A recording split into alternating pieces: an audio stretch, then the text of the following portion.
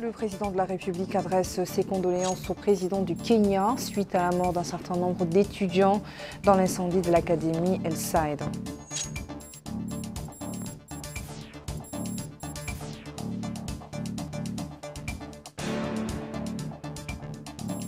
Le Premier ministre affirme devant le Parlement que le gouvernement continue de mettre en œuvre sérieusement et strictement les engagements du président de la République.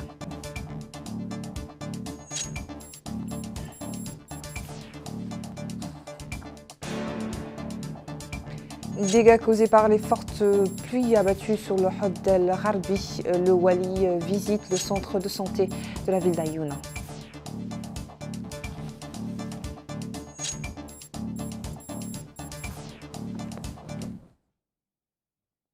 Bonsoir, heureuse de vous retrouver pour ce journal que nous ouvrons par les condoléances du président de la République à son homme kényan.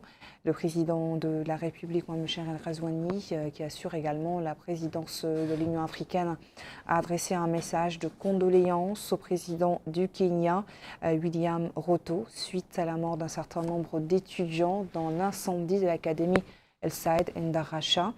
Il dit, et je cite, en cette douloureuse occasion, je voudrais vous adresser à vous et au peuple frère du Kenya, en mon nom personnel et au nom du gouvernement et du peuple mauritanien, nos sincères sentiments de condoléances et de compassion, ainsi que notre solidarité fraternelle, souhaitant aux proches des victimes courage et aux blessés prompt rétablissement. L'Assemblée nationale a adopté hier soir la déclaration de politique générale du gouvernement présentée par le Premier ministre Mokhtar Djei mercredi dernier. Le Premier ministre a répondu hier soir aux questions et problèmes soulevés par les députés. C'était lors de la séance plénière consacrée à la discussion du programme du gouvernement. Et Dalifal nous en parle. Au cours de cette séance, présidée par le président de l'Assemblée nationale, M. Mohamed Bombomeguet, consacrée à la déclaration de politique générale du gouvernement, présentée par le Premier ministre M. Mokhtar Djei, les députés ont loué cette déclaration qui, selon eux, a fait un diagnostic précis des différents domaines et défis auxquels fait face le pays. Ils ont également loué les moyens, les plans mis en œuvre pour y faire face. Les députés ont également loué les différentes perspectives tracées par le gouvernement pour mener à bon port le pays. Les initiatives prises en priorité, donc la réduction des prix des denrées de première nécessité, ont également été bien appréciées par les députés. Le Premier ministre, M. Mokhtar Djei, a affirmé que le gouvernement est déterminé à mettre sérieusement et fermement en œuvre les engagements du président de la République, M. Mohamed El Ghazouani. Engagement visant à construire un état de droit et des institutions fortes avec une bonne gouvernance, une économie forte, résiliente et durable, en plus d'un capital humain hautement qualifié, en particulier parmi les jeunes, une unité nationale forte, une intégration sociale intégrée avec une sécurité et une stabilité solide et un rôle international et régional efficace. Le Premier ministre a déclaré que toutes les opinions des députés seront prises en compte, soulignant que le gouvernement est ouvert à toutes les opinions, les écoute sérieusement et attentivement. Il a indiqué que la politique du gouvernement est une traduction des décisions du président de la République, M. Mohamed El Ghazouani, et de son gouvernement envers le peuple mauritanien, car elle s'inscrit dans la continuité de l'action gouvernementale lors du premier mandat. Le Premier ministre a salué ce que les gouvernements successifs ont accompli depuis l'accession du président de la République, M. Mohamed El Ghazouani, au pouvoir. Il a expliqué que le gouvernement ne ménagera aucun effort dans ce qu'il s'est engagé à faire, soulignant que la détermination et la rigueur sont la nature de l'État et qu'il s'efforcera également d'accélérer l'achèvement des projets bloqués ainsi que des projets nouvellement programmés, soulignant que le travail du gouvernement ne se limitera pas aux projets bloqués et indiquant que le projet d'emploi des jeunes est un projet ambitieux qui aura des répercussions positives et prometteuses. Le Premier ministre, M. Mokhtar Djei, a souligné que le domaine de l'amélioration des conditions de vie des citoyens occupe une préoccupation particulière parmi les priorités de la politique générale du gouvernement, et ce, conformément aux directives du président de la République, M. Mohamed El Ghazouani, insistant dans le même contexte sur la nécessité et la sécurité et la stabilité. Il a souligné que l'amélioration des conditions de vie des citoyens passe de toute urgence par l'amélioration du pouvoir d'achat et la réduction des prix, expliquant que l'activité du gouvernement se concentrera au cours des 4 prochains mois sur la pénurie des produits de consommation de base et les suivra de près pour éviter toute spéculation sur le marché, expliquant que la discussion a eu lieu avec les fournisseurs sur cette question, ce qui a abouti à l'accord récemment annoncé pour ces produits au cours de la semaine dernière. Soulignant que le processus se poursuit avec une surveillance stricte et un suivi attentif basé sur des données et des prix sur le marché international. Il a souligné que le ciment, après avoir déterminé son prix récemment, a fait l'objet d'un suivi attentif et strict et que le suivi a permis d'imposer le prix spécifié sur tout le territoire national, soulignant que son prix aujourd'hui est fixé sur l'ensemble du territoire national. Il a déclaré que l'un des objectifs du gouvernement est également de créer des industries locales qui créent de nouvelles opportunités d'emploi pour les jeunes, ce qui aura une incidence positive sur le pays à travers plusieurs aspects, soulignant à cet égard que les questions de paiement des impôts, de la spéculation sur les prix et du monopole des produits de consommation ne seront pas tolérés. Le Premier ministre a expliqué que le secteur agricole est un domaine vital qui offrira des opportunités prometteuses pour le pays, soulignant que le gouvernement, sous les hautes directives du président de la République, M. Mohamed Ghazouani, entend créer de grands projets plus vastes et plus profitables aux citoyens, soulignant que la jeunesse mauritanienne souffre encore d'un manque de formation, considérant que de nombreux domaines vitaux du pays sont majoritairement occupés par des travailleurs étrangers. En ce qui concerne le manque d'eau dans la ville de Nouakchott et le reste des wilayas, des villes, villages et zones rurales de la Mauritanie, le Premier ministre a expliqué que le gouvernement travaille pour résoudre ces problèmes ensemble, expliquant que certains d'entre eux nécessitent un temps pour les régler définitivement, notamment en ce qui concerne Nouakchott et Nouadhibou, et que les travaux sont en cours pour fournir de l'eau dans le reste des villes et villages qui souffrent des pénuries d'eau dans les plus brefs délais, soulignant que la pauvreté contribue également à l'augmentation des pénuries d'eau. Dans le domaine de la lutte contre la corruption, le Premier ministre a déclaré que le président de la République, dans tous ses discours, a souligné à plusieurs reprises la lutte contre ce phénomène endémique et que le gouvernement ne ménagera aucun effort pour lutter contre la corruption et les corrupteurs. Il a expliqué que tout le monde est tenu de participer de manière efficace et déterminée à la lutte contre ce phénomène et à la dénonciation des fauteurs de troubles, soulignant que l'inspection d'État exerce régulièrement son travail dans ce domaine et ne ménagera aucun effort pour atteindre les fauteurs de troubles et les tenir responsables.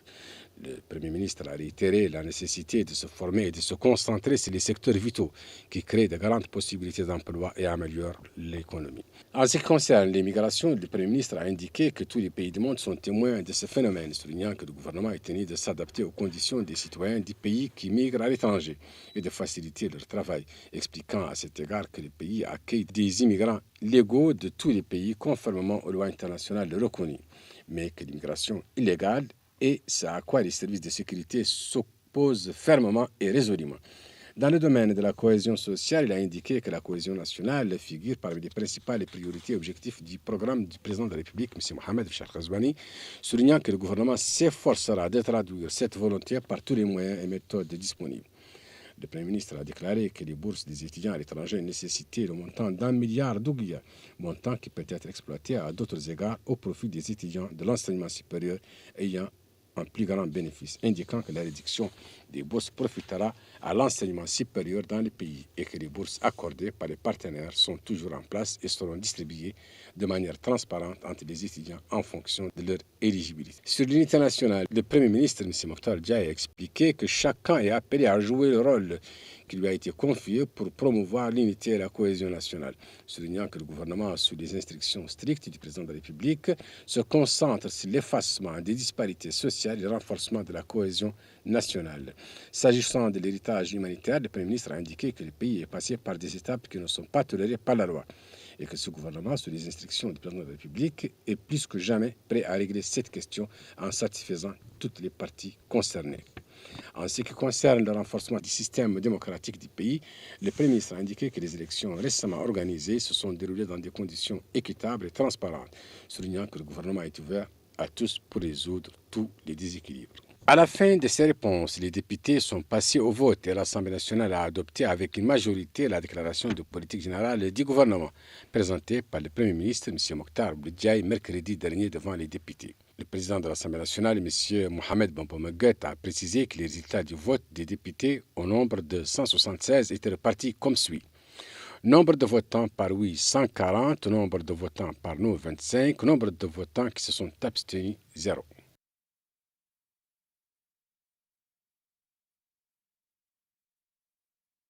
Selon le réseau administratif de commandement relevant du ministère de l'Intérieur, de la promotion de la décentralisation et du développement local, des quantités de pluie ont été enregistrées durant ces dernières 24 heures sur certaines zones du pays et ces pluies varient de 4,25 mm enregistrées à Kornafla, Charri et 1 mm à Ayouna.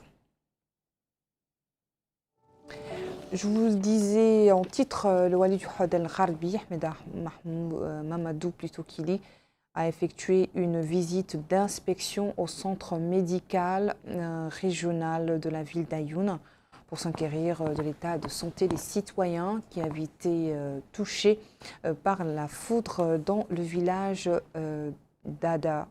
d'Ababay, Bousseif, dépendant de la municipalité de Benaman. Au cours de la visite, le Wali a présenté ses condoléances à la famille d'une victime mortelle dans cette tragédie. Le Wali a également passé en revue la situation du centre de santé de la ville de Laayoune après des pluies torrentielles qui ont causé des dégâts à la maternité de cette structure sanitaire. Toujours à l'est du pays, le wali de l'Assaba, Ahmedou Adahi Retara, a effectué hier une visite d'information dans la commune de Boumdeid. Il a présidé les réunions dans cette localité et échangé avec les habitants de la commune d'Alifal, nous en dit plus. La Muqata'a de Boumdeid était la première étape de cette visite. L'école fondamentale de Boumdeid était la première à avoir accueilli le Wali. C'est une école en réfection où les travaux sont très avancés. L'abattoir fit la seconde étape de la visite du Wali sur place. Il a écouté des explications sur l'avancement des travaux. Le centre de santé de la ville a également accueilli le Wali. Sur place, le Wali s'est rendu dans toutes les différentes composantes de ce centre. Il a écouté des explications sur les méthodes adoptées par le centre. Ensuite, il a visité le projet de construction du nouveau centre de santé. Ce centre devrait pouvoir couvrir les besoins de la Muqata'a. À l'issue de cette visite, le Wali a appelé les citoyens à coopérer avec les autorités dans les domaines de la sécurité et de l'agriculture, car sans l'autosuffisance alimentaire, il n'y a point de stabilité, a-t-il dit. Il a noté l'importance de préserver l'environnement et de travailler à la création d'un écosystème équilibré. De son côté, le maire de la commune de Boumdeid, M. Abdallahi Ould Medalla, a souhaité la bienvenue aux participants et a souligné que la commune possède des atouts attrayants qui doivent être exploités et valorisés, et que les terres agricoles, pastorales et touristiques par excellence. Plusieurs intervenants ont pris la parole au cours de cette rencontre. Ensuite, le Wali s'est également rendu au barrage de l'Aftah. Sur place, il a inspecté les travaux en cours et a reçu des explications détaillées de la part des responsables de ce chantier. La ville historique de Ouadane, dans la wilaya de Latrar, a accueilli la caravane médicale organisée par les services de l'hôpital national de la ville, en collaboration entre la municipalité, les amis de la ville et l'association caritative Emna Atallah. Cette caravane de 3 jours comprend des consultations, des examens et de la fourniture de médicaments aux personnes souffrant de maladies chroniques. El Haj Abdellahiddin. Depuis l'arrivée de la caravane médicale dans la ville historique d'Aouadane, des dizaines de citoyens affiliés à l'hôpital communautaire de la ville afin d'effectuer des consultations gratuites et recevoir des soins liés aux maladies chroniques et à la pathologie thoracique dispensés par des médecins spécialistes. Les bénéficiaires remercient les organisateurs de cette caravane médicale qui représente une initiative sanitaire heureuse et qui rapproche les services hospitaliers aux habitants vulnérables. Ils considèrent que la caravane leur a permis d'éviter les coûts financiers des déplacements vers Nouakchott pour faire les divers examens médicaux demandés par les médecins. Le chef de la mission médicale, professeur Dadda Oulbchir, a expliqué le contexte de cette caravane qui se déroule en parallèle avec le festival culturel d'Aouadane, précisant qu'elle apporte une aide médicale non négligeable aux malades précaires dans les différentes spécialités, y compris les maladies respiratoires, la cardiologie, la pédiatrie et la gynécologie. Il a remercié le personnel de l'hôpital communautaire d'Aouadane pour les facilitations fournies. Il a également remercié la fondation caritative Ibn Ata'Allah pour sa contribution à la réussite de la caravane. Cette caravane médicale, qui a été relancée à maintes reprises à Aouadane, vient en aide aux habitants fragiles de la ville et renforce les efforts consentis par le gouvernement en termes de rapprochement des services médicaux dans cette ville historique. Dans le Gogol, plus précisément la Mourata de Monguel, la mairie centrale a lancé une campagne de nettoyage dans différents quartiers de la ville, en plus du marché central. Par cette campagne, la municipalité cherche à éliminer les nids de saleté qui jonchent la ville. Rajab de l'Aïdine. Avec le début de l'hivernage qui s'annonce prometteur et l'affluence notoire des visiteurs au niveau de la ville de Monguel, la commune de Monguel a lancé une large campagne d'assainissement qui durera plusieurs jours. La campagne cible différents quartiers et marchés de la ville et repère des multiples dépôts d'ordures en dehors de la ville. Des équipes bien outillées ont été mobilisées et déployées dans les divers coins de la commune afin de garantir la réussite de cette opération d'assainissement. Monsieur Saddam Oul-Malik, conseiller communal à Monguel, précise que sa commune organise depuis quelques mois des opérations d'assainissement et elle a recruté des agents permanents pour assurer cette mission. Il ajoute que la campagne d'assainissement en cours vise à limiter la propagation des maladies en période de l'hivernage. Les équipes communales ont aussi dégagé les dépôts d'ordures ménagères anarchiques, mais maintenir cette ville propre reste une tâche qui revient en premier lieu aux habitants de la ville par l'adoption d'un comportement civique exemplaire. C'est sur cette note que s'achève notre journal. Merci à vous de nous avoir suivis. Le rappel des titres à la une. Le président de la République adresse ses condoléances au président du Kenya suite à la mort d'un certain nombre d'étudiants dans l'incendie de l'académie El Said, Anda Sharasha.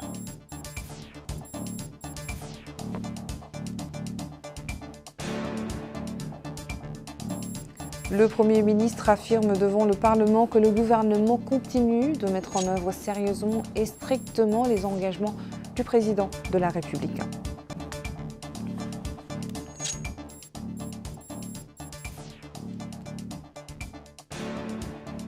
Dégâts causés par les fortes pluies abattues sur Hod El Gharbi. Le Wali visite le centre de santé de la ville d'Ayouna.